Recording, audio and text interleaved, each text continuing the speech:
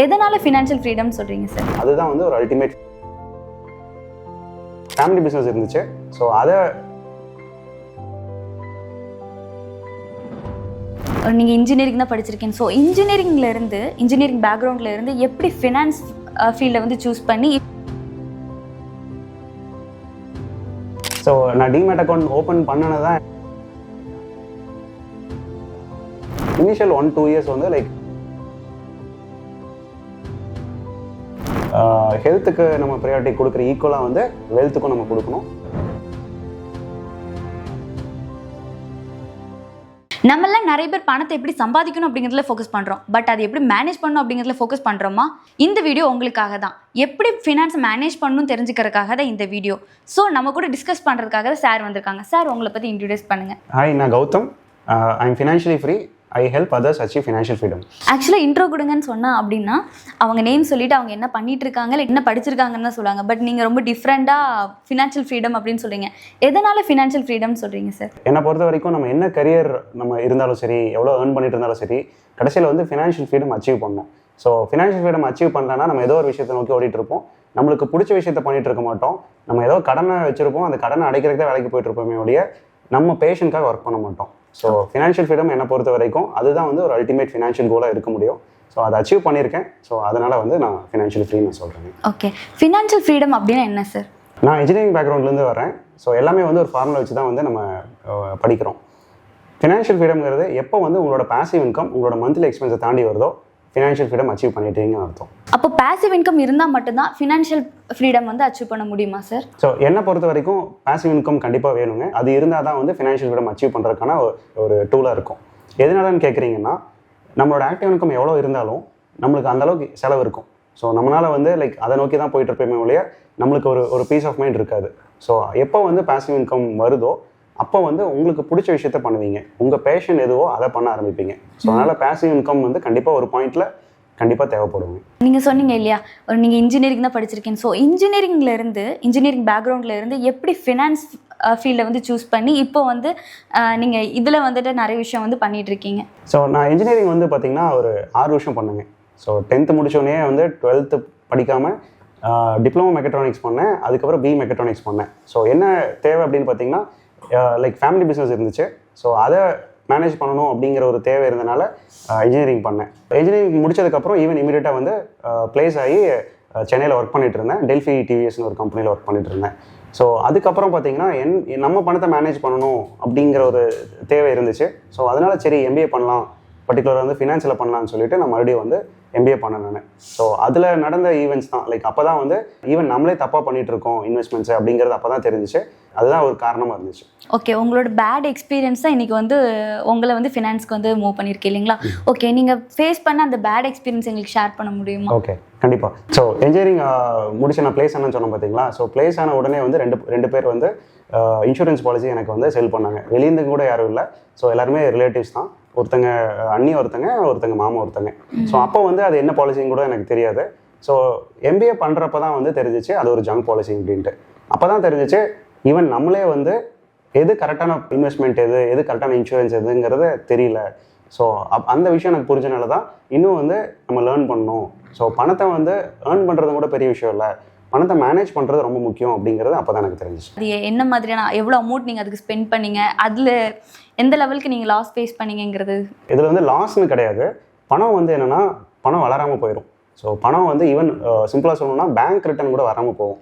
So அந்த இடத்துல அந்த மாதிரி பாலிசிஸில் வந்து லாக் பண்ணுறதுனால அந்த இடத்துல வந்து ரிட்டர்ன் ஆஃப் இன்வெஸ்ட்மெண்ட் என்ன, அது என்ன பாலிசி, அது எதுக்காக எடுக்கிறோம், நம்மளோட உயிரோட வேல்யூ என்ன, ஹியூமன் லைஃப் வேல்யூன்னு ஒரு கான்செப்ட் சொல்லுவோம், அப்படிங்கிற எதுவுமே எனக்கு தெரில. ஸோ லைக் 21 வயசில் இன்ஜினியரிங் முடிச்சோன்னே வர்றேன், 2 பாலிசி எடுத்துட்டேன். எந்த ஒரு அண்டர்ஸ்டாண்டிங் எனக்கு கிடையாது. ஸோ அப்புறம் தான் வந்து அது ரிலேட்டடாக வந்து எக்ஸ்ப்ளோர் பண்ணுறேன். இந்த டீப் லேர்னிங்கோட ரிசல்ட் பார்த்தீங்கன்னா நானே வந்து ஃபினான்ஷியல் சர்வீசஸ் பிஸ்னஸ்க்குள்ளே வந்துட்டேன். ஸோ அது ஆக்சிடென்டல் பிஸ்னஸாக தான் இருந்துச்சு. ஸோ ஒரு ஹாபியாக ஸ்டார்ட் பண்ணது அது ஃபுல் டைம் பிஸ்னஸ் ஆகிடுச்சு. Super sir. ஆக்சுவலாக உங்களோட பர்சனல் ஃபினான்ஸ் மேனேஜ் பண்ணணும்னு சொல்லிட்டு நீங்கள் அதை கற்றுக்கிட்ட ஒரு விஷயம் இன்றைக்கி ஒரு பிஸ்னஸாக நீங்கள் வந்து மூவ் பண்ணி கொண்டு போகிறீங்கன்னா அது ரொம்பவே பெரிய விஷயம் தான். இந்த பிஸ்னஸில் நீங்கள் என்னென்ன சர்வீசஸ்லாம் பண்ணிட்டு இருக்கீங்க, இல்லாட்டி என்ன மாதிரியான ஃபினான்ஸ் சர்வீஸ் வந்துட்டு நீங்கள் கொடுக்குறீங்கன்னு சொல்கிறீங்களா? ஸோ பேசிக்காக பார்த்தீங்கன்னா நாங்கள் டிமேட் அக்கௌண்ட் கொடுக்குறோம். ஸோ ஒருத்தங்க இன்வெஸ்ட் பண்ணுறதுக்கான ஒரு பேசிக்கான ஒரு டூல் தான் டிமேட் அக்கௌண்ட்டுங்க. ஸோ நீங்கள் என்ன ப்ராடக்ட் இன்வெஸ்ட் பண்ணாலும் இந்தியாவில் லீகலாக இருக்கிற எந்த ப்ராடக்ட்ஸ் இன்வெஸ்ட் பண்ணனாலும் ஒரு டிமேட் அக்கௌண்ட் வேணும். அந்த டிமேட் அக்கௌண்ட் தான் நான் கொடுக்குறேன் நான். ஓகே, நீங்கள் ஃபஸ்ட்டு டிமேட் அக்கௌண்ட் ஓப்பன் பண்ணியிருப்பீங்க இல்லையா? அது எப்போ நீங்கள் ஸ்டார்ட் பண்ணீங்க? ஏன்னா நான் இன்னும் ஓப்பன் பண்ணலை. எனக்கு தெரிஞ்சு என்னோட ஃப்ரெண்ட்ஸ் ஒரு கொஞ்சம் பேர் வந்து டிமேட் அக்கௌண்ட் வந்து ஓப்பன் பண்ணியிருக்காங்க. பட் நீங்கள் எப்போ ஸ்டார்ட் பண்ணீங்கிறத சொல்லுங்கள். ஸோ நான் டிமேட் அக்கௌண்ட் ஓப்பன் பண்ணது தான் என்னோட பிஸ்னஸோட ஸ்டார்ட்னே சொல்லலாம். எப்படின்னு கேட்டிங்கன்னா, நான் சொன்னேன் பார்த்தீங்களா, MBA நான் படிச்சுட்டு இருக்கேன்.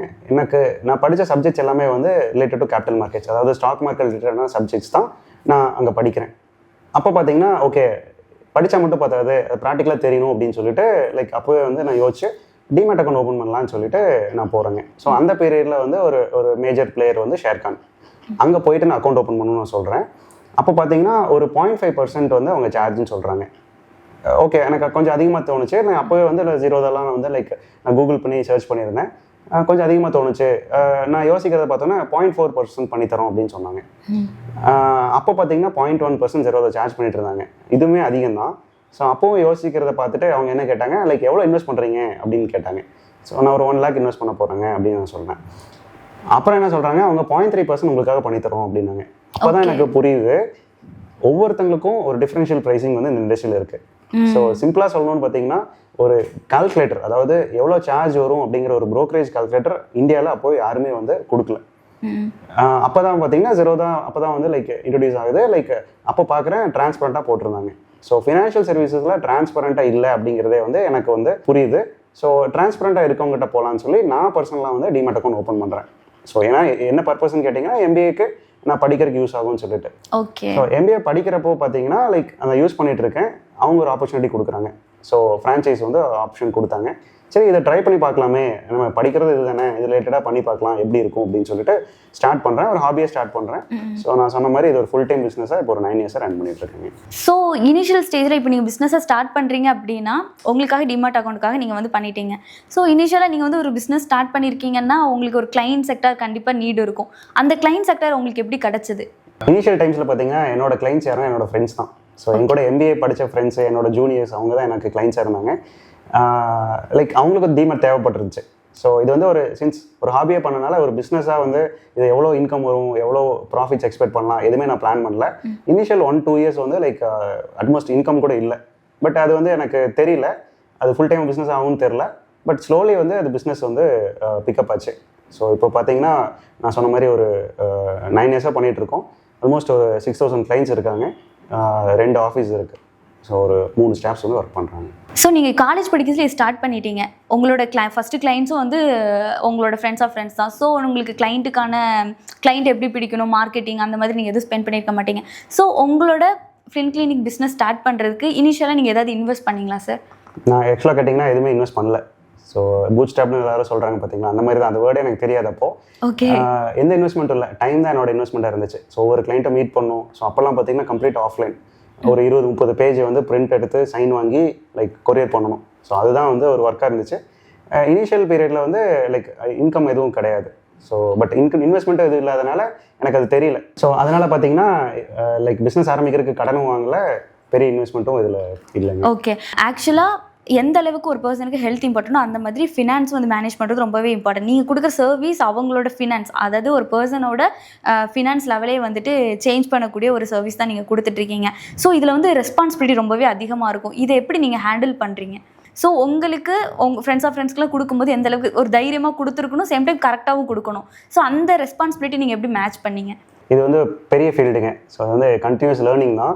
ஸோ நான் டைம் ஸ்பெண்ட் பண்ணேன் ஒவ்வொருத்தங்கிட்டையும். அவங்க எவ்வளோ ஏர்ன் பண்ணுறாங்க, எங்கே ஸ்பெண்ட் பண்ணுறாங்க, எங்கே லோன் வச்சுருக்காங்க, எதனால் இந்த ஒரு ப்ராடக்ட்டை வாங்கினாங்க அப்படிங்கிற ஸ்டடி பண்ணேன். ஸோ அது MBA எனக்கு ஹெல்ப் பண்ணுச்சு. ஸோ என்னோடய ப்ராஜெக்டாக இருக்கட்டும், கஸ்டமரை மீட் பண்ணுறதுலேருந்து, ஸோ அது ஒரு எக்ஸ்டென்சிவ் லேர்னிங் தான். ஸோ இன்னுமே லேர்ன் பண்ணிட்டு தான் இருக்கேன். ஸோ ஒவ்வொருத்தங்களோட நீடும் ஒவ்வொரு மாதிரி இருக்கும். ஒவ்வொருத்தங்களும் ஒரு ஸ்டேஜில் இருப்பாங்க. ஸோ அந்த இடத்துல எப்படி கரெக்டாக பண்ணுறோம் அப்படிங்கிறது வந்து ரொம்ப முக்கியம். ஸோ அதுக்கு வந்து இட்ஸ் அ லேர்னிங் தான். என்னோட பர்சனல் இன்ட்ரெஸ்ட்டில் லேர்ன் பண்ணுறது தான். ஈவன் நீங்கள் கேட்டிங்கன்னா வந்து இப்போ நம்ம கம்பெனி பேரே வந்து ஃபின் கிளினிக்னு வச்சுருக்கோம். ஸோ டேக்லைன் பார்த்தீங்கன்னா your financial wellness partner. Health is வெல்த்னு நம்ம சொல்கிறோம் பார்த்தீங்களா, அதையும் தாண்டி வந்து வெல்த் முக்கியம். ஈவன் வந்து நம்ம ஹெல்த் இல்லைன்னா அது கடைசியில் வந்து காசு தான் தேவைப்படும். ஸோ ஹாஸ்பிட்டல் எக்ஸ்பென்ஸை மேனேஜ் பண்ணுறதுக்கு. ஸோ அதனால் வந்து ஹெல்த்துக்கு நம்ம ப்ரையாரிட்டி கொடுக்குற ஈக்குவலாக வந்து வெல்த்துக்கும் நம்ம கொடுக்கணும். அதுதான் நாங்கள் பண்ணிகிட்ருக்கோம். இனிஷியலாக ஃப்ளின் கிளினிக் ஸ்டார்ட் பண்ணதும் என்ன சர்வீஸ் கொடுத்தீங்க, எந்த மாதிரியான பர்சன்ஸ்க்கு நீங்கள் வந்து உங்களோட நாலேஜை வந்து ஷேர் பண்ணீங்க? என்னோட இனிஷியல் சர்வீசஸ் வந்து டிமேட் அக்கௌண்ட் தாங்க. ஓகே. டிமேட் அக்கௌண்ட் வந்து ஒரு பேசிக்கான ஒரு விஷயம். ஃபினான்ஷியல் இன்வெஸ்ட்மெண்ட்ஸ் நீங்கள் இந்தியாவில் லீகலாக இருக்கிற இன்வெஸ்ட்மெண்ட்ஸ் எதாக இருக்கட்டும், ஷேராக இருக்கலாம், மியூச்சுவல் ஃபண்ட்ஸாக இருக்கலாம், பாண்ட்ஸாக இருக்கலாம், REITயாக இருக்கலாம், ETF இருக்கலாம், எதாக இருந்தாலும் இன்வெஸ்ட் பண்ணுறதுக்கு ஒரு டிமேட் அக்கௌண்ட் வேணுங்க. அதுதான் நம்ம கொடுக்க ஆரம்பித்தோம். அதில் ஒரு எக்ஸாம்பிள் பார்த்தீங்கன்னா என்னோட ஃப்ரெண்டோட எக்ஸாம்பிள் சொல்லுவேன்.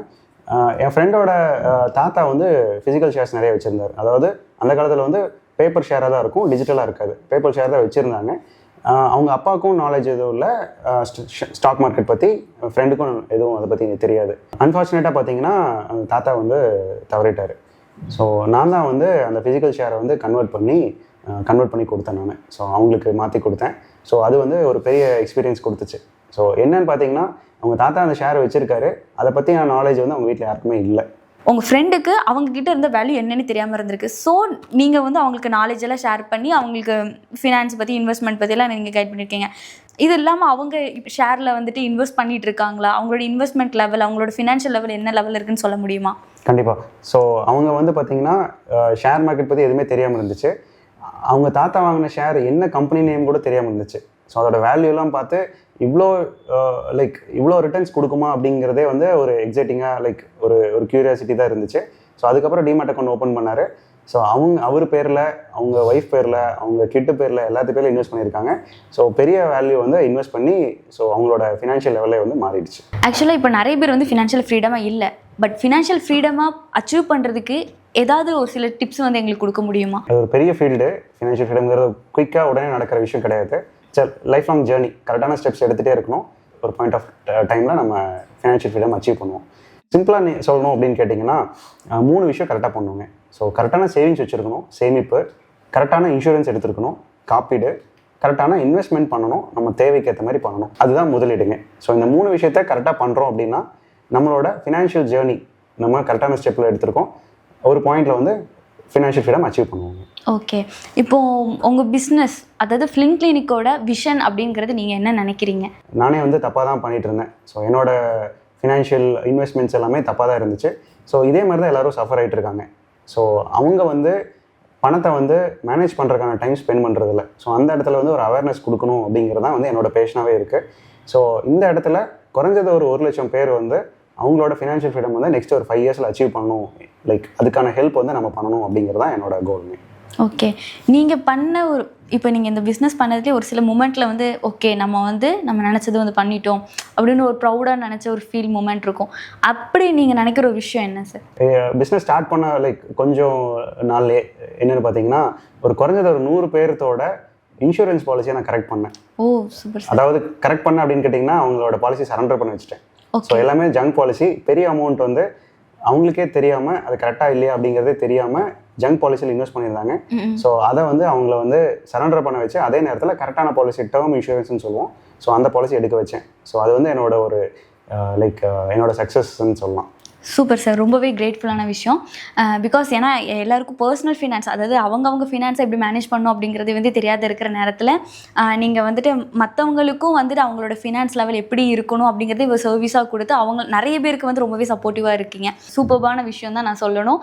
உங்களோட வேல்யூபிளான டைம் கொடுத்து உங்களோட எக்ஸ்பீரியன்ஸ் இருக்கிற ஃபினான்ஸ் பற்றி கொஞ்சம் நாலேஜ் எங்களுக்கு நீங்கள் ஷேர் பண்ணதுக்கு ரொம்ப தேங்க்யூ சார். தேங்க்யூ. நீங்களும் ஃபினான்ஸ் பற்றி நிறைய விஷயம் தெரிஞ்சுக்கணும்னு நினச்சா நம்மளோட பேஜை சப்ஸ்கிரைப் பண்ணிக்கோங்க. உங்களுக்கு ஏதாவது டவுட் இருந்துச்சுன்னா கீழே கமெண்ட் பண்ணுங்கள். இன்னும் உங்களுக்கு யூஸ்ஃபுல்லான இன்ஃபர்மேஷன் தரதுக்காக தான் நாங்கள் இருக்கோம். Stay tune.